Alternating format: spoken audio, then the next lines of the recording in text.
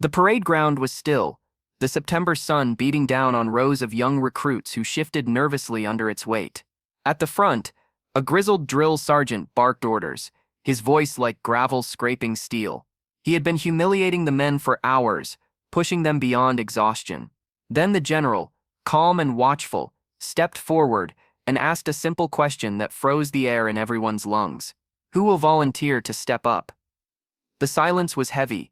No one dared. Until, from the shadows of the admin tent, a woman in standard fatigues, known to most only as the quiet paperwork clerk, walked forward. Before I tell you what happened next, tell me in the comments where you're watching from. I love knowing who's listening. Her name was Evelyn Carter. To the recruits, she was invisible. The one who stamped forms, filed transfer requests, carried stacks of folders too high for her small frame. She had been dismissed as just a clerk so many times it had ceased to sting.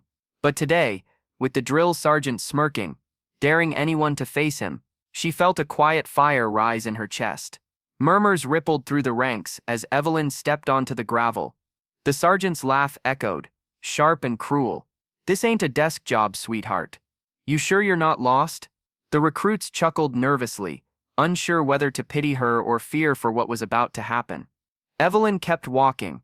Her heartbeat was thunder in her ears, but her hands, they were steady.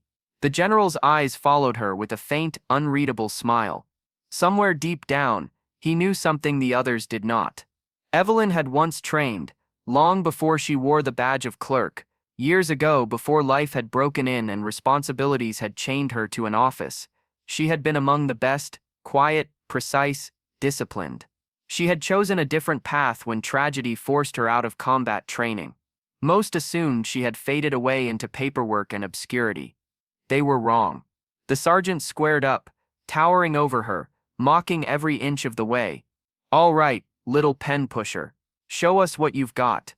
Dust swirled at their boots as the circle tightened. The crowd leaned in, whispers colliding with the heavy silence. Evelyn lowered her stance. The sergeant lunged first, aggressive, confident, reckless.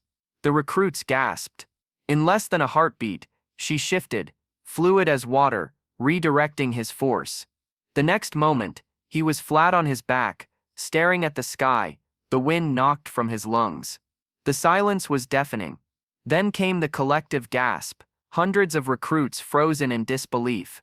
Evelyn hadn't even broken a sweat. The sergeant scrambled up, red-faced and furious.